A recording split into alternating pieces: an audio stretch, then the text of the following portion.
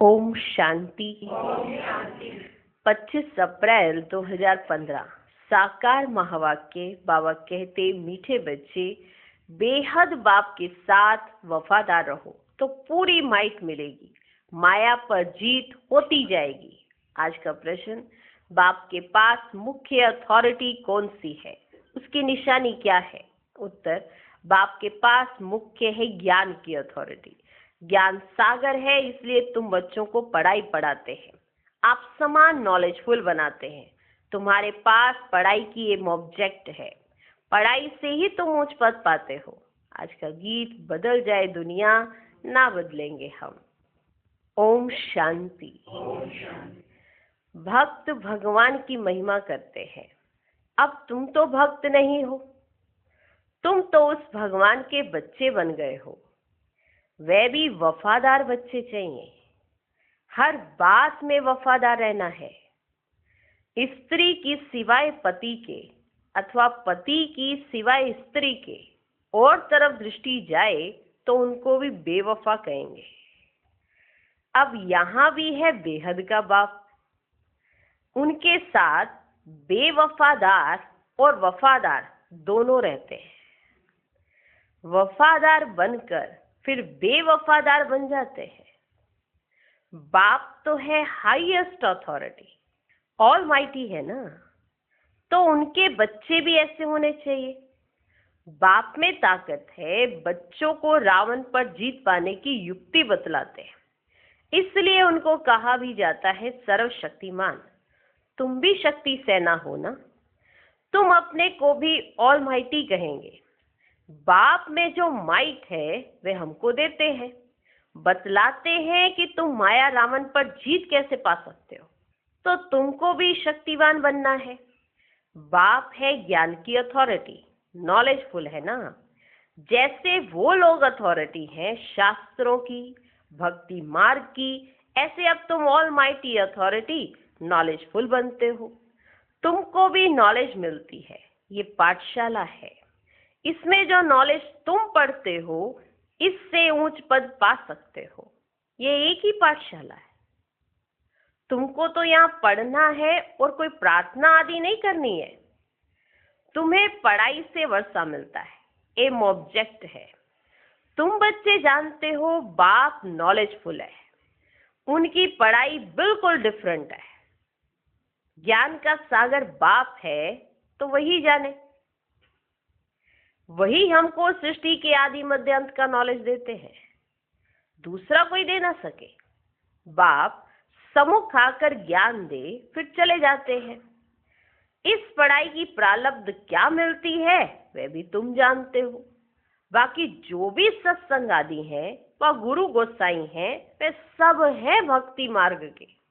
अब तुमको ज्ञान मिल रहा है, ये भी जानते हैं कि उनमें भी कोई यहाँ के होंगे तो निकल आएंगे। तुम बच्चों को सर्विस की भिन्न भिन्न युक्तियां निकालनी है, अपना अनुभव सुनाकर अनेकों का भाग्य बनाना है। अपना अनुभव सुनाकर अनेकों का भाग्य बनाना है। तुम सर्विसेबल बच्चों की अवस्था बड़ी निर्भय, अडोल और योग युक्त चाहिए। तुम सर्विसेबल बच्चों की अवस्था बड़ी निर्भय, अडोल और योग युक्त चाहिए। योग में रहकर सर्विस करो तो सफलता मिल सकती है। बच्चे, तुम्हें अपने को पूरा संभालना है। बच्चे, तुम्हें अपने को पूरा संभालना है, कभी आवेश आदि ना आए। योग युक्त पक्का चाहिए। बाप ने समझाया है, वास्तव में तुम सब वानप्रस्थी हो, वाणी से परे अवस्था वाले। वानप्रस्थी अर्थात वाणी से परे घर को और बाप को याद करने वाले, उनको कहते हैं वानप्रस्थी। वाणी से परे घर को और बाप को याद करने वाले, इसके सिवाय और कोई तमन्ना नहीं। घर को याद करने वाले और बाप को याद करने वाले, इसके सिवाय और कोई तमन्ना नहीं। हमको अच्छे कपड़े चाहिए, ये सब है छी तमन्नाएं। देह अभिमान वाले सर्विस कर ही नहीं सकेंगे, देही अभिमानी बनना पड़े। भगवान के बच्चों को तो माइट चाहिए, वह है योग की माइट चाहिए ना, शक्ति, और वह मिलेगी योग से। बाबा तो सभी बच्चों को जान सकते हैं ना, बाबा झट बता देंगे ये खामियां निकालो। बाबा ने समझाया है शिव के मंदिर में जाओ, वहां बहुत तुमको मिलेंगे। बहुत हैं जो काशी में जाकर वास करते हैं, समझते हैं काशीनाथ हमारा कल्याण करेगा, वहां तुमको हमारे ग्राहक मिलेंगे। परंतु इसमें बड़ा शुरुड़ बुद्धि माना होशियार बुद्धि वाला चाहिए। गंगा स्नान करने वालों को भी जाकर समझा सकते हैं, मंदिरों में भी जाकर समझाओ, मंदिरों में जाओ जाकर समझाओ, गुप्त वेश में जा सकते हो। हनुमान का मिसाल है, हो तो वास्तव में तुम ना, जो हनुमान का मिसाल है वो है तो तुम्हारे लिए ना, जुतियों में बैठने की बात नहीं है। इसमें बड़ा समझो से आना चाहिए। बाबा ने समझाया है अभी कोई भी कर्मातीत नहीं बना है, कुछ ना कुछ खामियां जरूर है। तुम बच्चों को नशा चाहिए कि ये एक ही हड्डी है, तुम बच्चों को तो ये नशा होना चाहिए कि ये एक ही हड्डी है।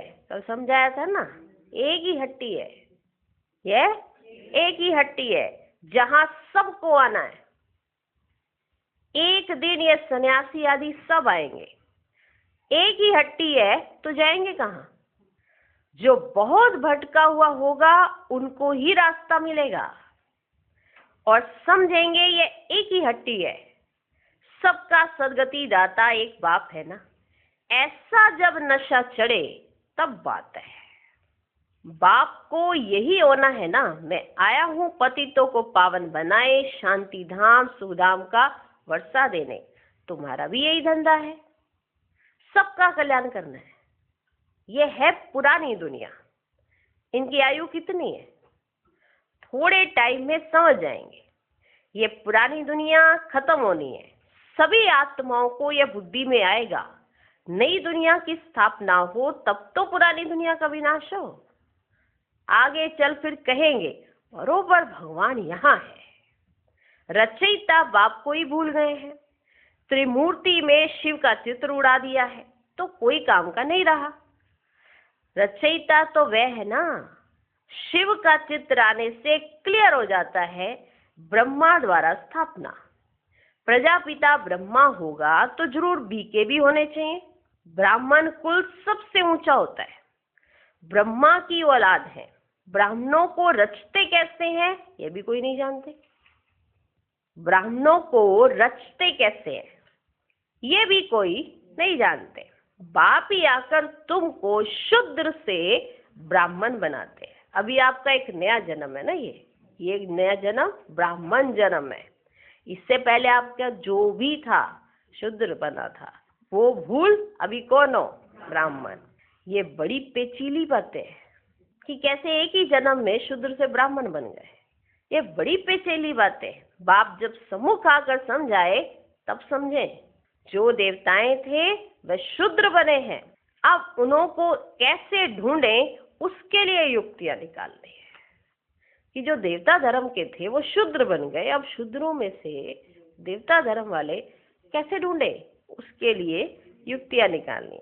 जो समझ जाए यह बीके का तो भारी कार्य है, कितने पर्चे आदि बांटते हैं, माना ऐसी ऐसी युक्तियां निकालो जो सब समझ जाएं ये बीके का तो भारी कार्य है, कितने पर्चे आदि बांटते हैं। बाबा ने एरोप्लेन से पर्चे गिराने लिए भी समझाया है। कम से कम अखबार जितना एक कागज हो, उसमें मुख्य पॉइंट सीढ़ी भी आ सकती है। मुख्य है अंग्रेजी और हिंदी भाषा, तो बच्चों को सारा दिन ख्यालात रखनी चाहिए सर्विस को कैसे बढ़ाए। ये भी जानते हैं ड्रामा अनुसार पुरुषार्थ होता रहता है, समझा जाता है ये सर्विस अच्छी करते हैं, इनका पद भी ऊंच होगा।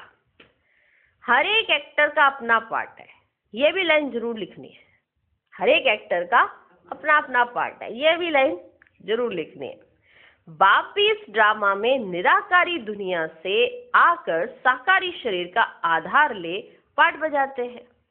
अभी तुम्हारी बुद्धि में है कौन कौन कितना पार्ट बजाते हैं। तो ये लाइन भी मुख्य है, ये लाइनें भी हो गई मुख्य, ये भी लिखनी है।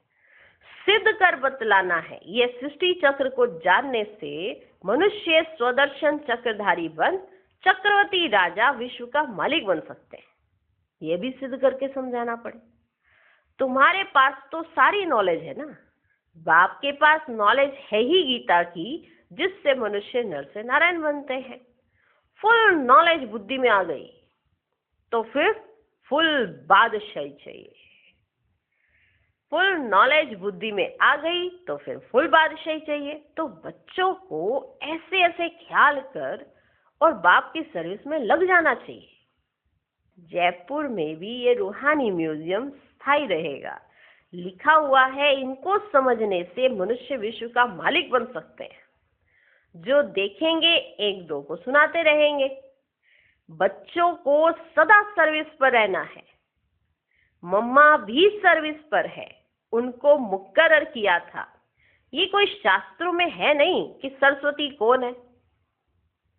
प्रजापिता ब्रह्मा की सिर्फ एक बेटी होगी क्या?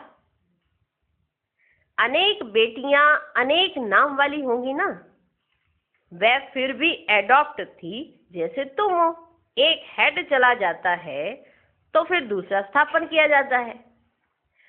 प्राइम मिनिस्टर भी दूसरा स्थापन कर लेते हैं। एबल, काबिलियत जिसके अंदर हो, एबिलिटी जिसे कहा जाता है, एबल समझा जाता है, तब उनको पसंद करते हैं। फिर टाइम पूरा हो जाता है तो फिर दूसरे को चुनना पड़ता है। बाप बच्चों को पहला मैनर्स यही सिखलाते हैं कि तुम किसका रिगार्ड कैसे रखो।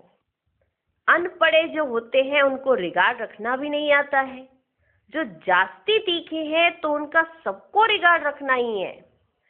बड़ों का रिगार्ड रखने से वह भी सीख जाएंगे।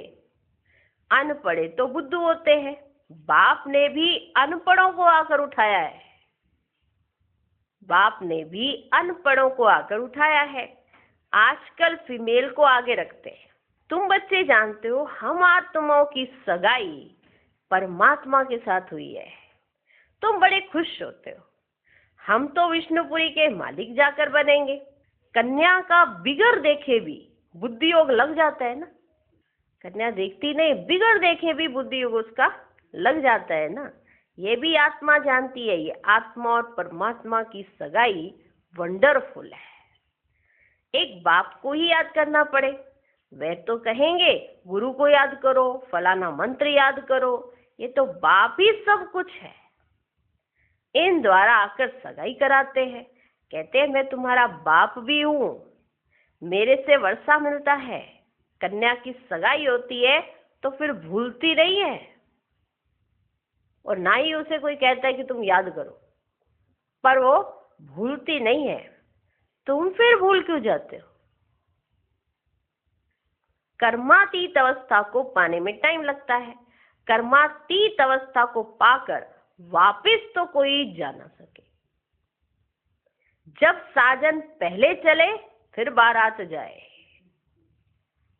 किसी ने कर्मातीत अवस्था को पाया तो वापस कोई जा ना सके। पहले साजन चले फिर बारात जाए। शंकर की बात नहीं है, शिव की बात है, और शिव की बारात है।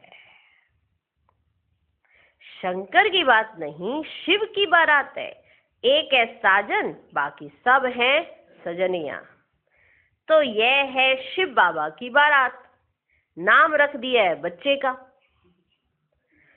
दृष्टांत दे समझाया जाता है। बाप आकर गुल गुल बनाए सबको ले जाते हैं। बच्चे जो काम चिता पर बैठ पतित बन गए हैं, उनको ज्ञान चिता पर बिठाए गुल गुल बनाकर सभी को ले जाते हैं। ये तो पुरानी दुनिया है ना। कल्प कल्प बाप आते हैं। हम छी छी को आकर गुल गुल बनाए ले जाते हैं। रावण छीछी बनाते हैं और शिव बाबा गुलगुल बनाते हैं। तो बाबा बहुत युक्तियां समझाते रहते हैं। अच्छा, मीठे मीठे सिकिलधे बच्चों प्रति माता पिता बाप दादा का याद प्यार और गुड मॉर्निंग। रूहानी बाप की रूहानी बच्चों को नमस्ते। हम रूहानी बच्चों के भी रूहानी बाप को नमस्ते नमस्ते नमस्ते। Good morning good morning good morning. धारणा के लिए मुख्य सार। पहला पॉइंट, खाने पीने की छीछी तमन्नाओं को छोड़ देही अभिमानी बन सर्विस करनी है। याद से माइट ले निर्भय और अडोल अवस्था बनानी है। दूसरा पॉइंट, जो पढ़ाई में तीखे होशियार है उनका रिगार्ड रखना है।